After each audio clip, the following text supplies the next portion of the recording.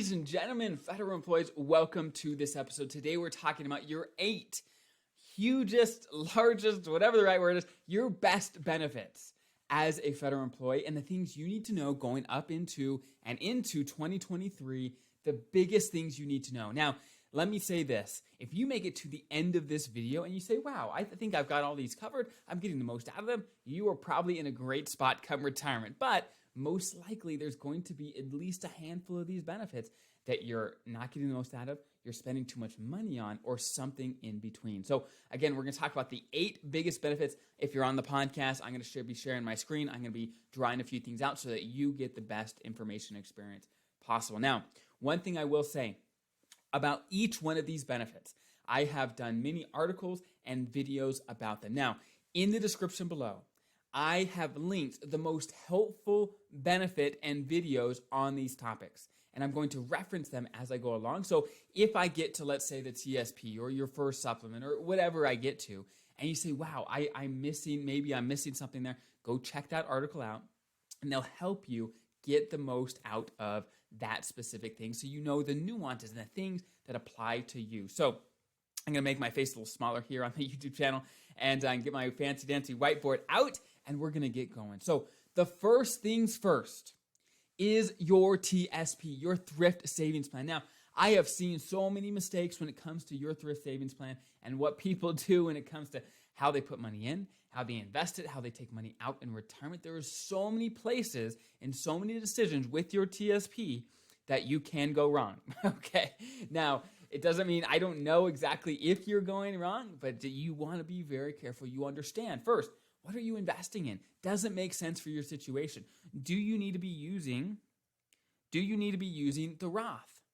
Oh, there we go. Okay, now my marker is working. Do you need to be using the Roth? Do you need to be using the traditional, right? Do you know what you're investing in? Are you aggressive enough? Are you too conservative? These are the types of questions when it comes to your TSP that you have to know the answer to. Now, again, in this video, I don't have time to go into depth in all this, but there is a link below on how you should be investing your TSP and a great investment strategy as you approach retirement. And really, most people think they should be in the G fund in retirement. Most people think they should be way too conservative in retirement. So check that out if you want a strategy for retirement on how you should be investing your TSP. Now, again, I'm not going to have time to go over the nuances of all these benefits here in this video. Check out the articles below as you see fit. So that's the TSP. Do you have that one nailed down? That's question number 1. Question number 2, what about your pension? Okay. Now, most people say, okay, what is there to maximize about my pension, right? It's simple, it's straightforward, it's just going to be a monthly check in retirement. And the answer is yes, that's somewhat true. However, do you know how to maximize it? Do you know about the 10% bonus you get at 62? If you do, awesome, right? Do you know how the cost of living adjustments work in retirement? Do you know what's going to come out of your pension before you ever see it? Most people get about 40% of their pension taken away before they ever see it because of the things they have to pay for. Health insurance, survivor benefits, taxes, all these things come out first before you ever see it. Now, if you want to know what your pension is probably actually going to be at the end of the day, what's actually going to hit your bank account, the article and video in the description below is going to go into all of those things, okay? Again, your pension, you often have less control over it than, let's say, your TSP. The TSP is one thing you have almost complete control over. You don't control what the investments do, but you control where you put that money, for how long, and everything else in between. Your pension, there's less control, but there's certainly some things that you can do to try to maximize it over time. That's your pension. So those are the first 2 main benefits that I want to make sure you're getting the most out of. If you have any questions on that, see the description below. Next is the FERS supplement. Now, some people haven't even heard about the FERS supplement. Some people are super familiar, and I know you may be somewhere on that spectrum, right? Long story short, the FERS supplement is an extra payment that you may be eligible for when you retire, and it often lasts until 62. And some people are surprised, like, wow, I get extra money above and beyond my pension once I retire? And the answer is, yeah, you probably do, assuming you're eligible. Now, there's lots of rules on who's eligible, when, and how it works. And if you're working another job, when you're taking the FERS supplement, it may go away completely. So if you want the whole scoop on the FERS supplement, if it applies to you, when you get it and when it goes away and how much money you can earn without it going away, definitely check out that article. The FERS supplement can be a huge benefit to help bridge the gap between when you retire and when you could start Social Security. It could be an incredible benefit, and you want to make sure you don't miss out there. That's the FERS supplement. Now, Social Security, okay, I'm gonna just use the acronym SS, okay? Social Security is a massive benefit for you guys as federal employees. And one of the biggest things you can do to control how much you get over time and if your spouse is gonna be taken care of one day is when you start it. It's all about when you start it. There's tons of different strategies and things to help maximize it for you. Now, if you read on the internet, there's 1,000,001 opinions on this. Now, my opinion is keep it super simple. Find a strategy that makes sense. Now, again, the article below, specifically for you as federal employees and the needs that you guys face most of the time, breaks down some of the most common strategies to maximize Social Security, to get the most out of it. Because you've paid into the system your entire life, right? And it's up to you to make sure you use the strategy so you get the most out of it. Because the government guarantees you put money in, but it's up to you to determine if you get the most money out that you possibly can. And Social Security, most people don't think about it this way, but Social Security is one of the biggest ways that you can make sure your spouse is going to be taken care of if you are the higher earning spouse. Because often when you pass away, they get your Social Security. So if your benefit's bigger, they get more. Because some people die and leave their spouse with almost nothing, right? And we don't want that to be you. So you want to make sure your Social Security and your entire plan works together so not only you have an incredible retirement, but your spouse is going to be taken care of as well. So if you want a strategy on how to maximize Social Security, check out the article below because it talks about exactly when you should be taking Social Security and the different pros and cons. Because there's no, I wish I could say, oh, it's 65 or it's 70 or 62. There's no specific number and age for everyone, but there's certainly some great factors that you could find in the description below. Okay, so that is Social Security. Now, let's get into some of the fun stuff. Okay, what about your FEHB, your health insurance? This is one of the best benefits you have as a federal employee.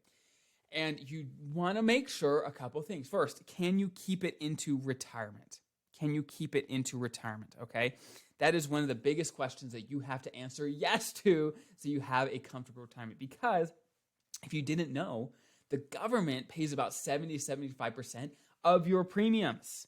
And they will continue to do so in retirement, assuming you're eligible. But you have to be eligible to keep it into retirement. Not everyone is.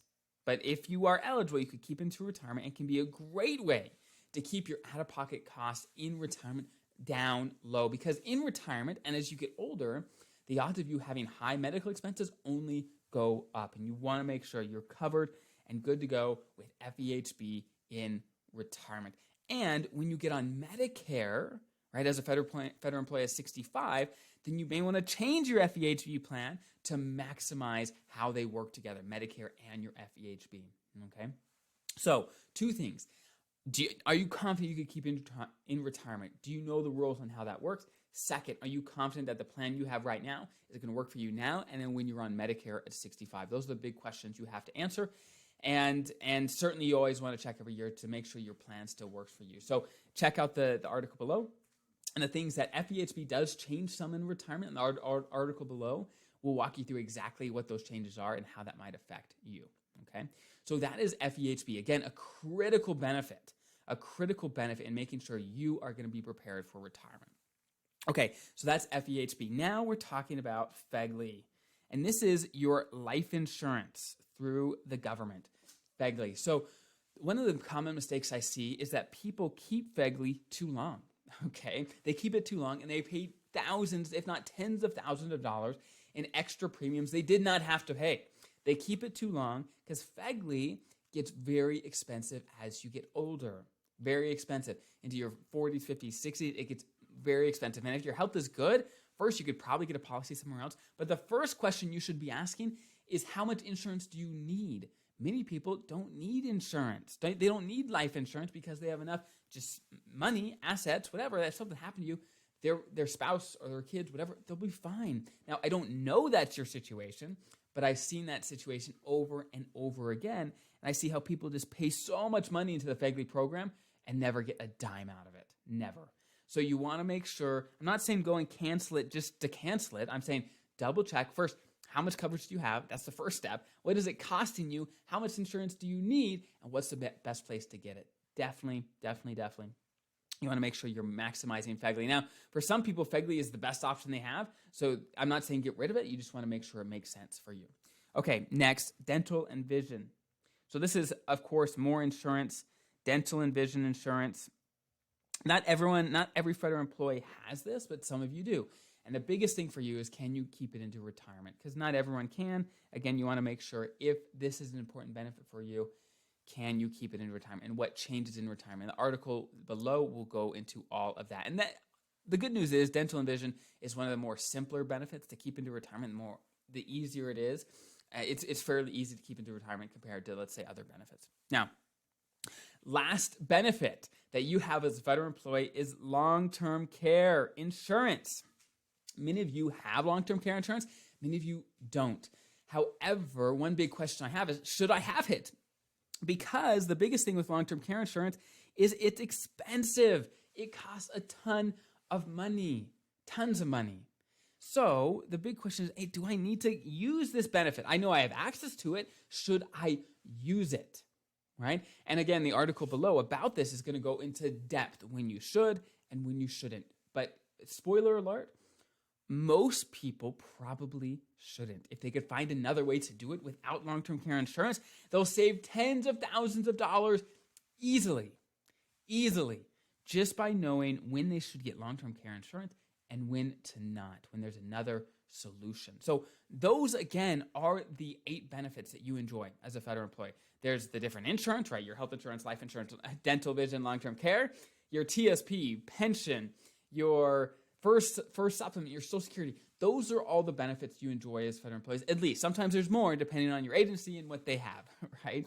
But those are at least what you have as a federal employee. There's lots of things to think about, and there's no way I could cover it all today, but I made today's video and article as a launching point so that you can get a gauge for all the benefits you have, and so you can come with a plan to say, okay, I think I'm getting the most out of my TSP, but I want to do a little more research on my pension. I want to do a little more research on this and that. So you can make a plan, look at the articles below, and dive in so you first can put more money in your pocket, you retire comfortable, and retire confident. Retire confident is one of the hardest things to do because it takes extreme education to know, okay, I know what my benefits are, I know what my options are, and I'm retiring in a way that I know I'm going to be okay. And that is the goal for every time we do one of these videos, to give you the information to do just that. If you have any follow-up questions, put in the comments below. And there's also tons of other links and helpful things in the description, whether it's, my book on the TSP, tons of things that you could check out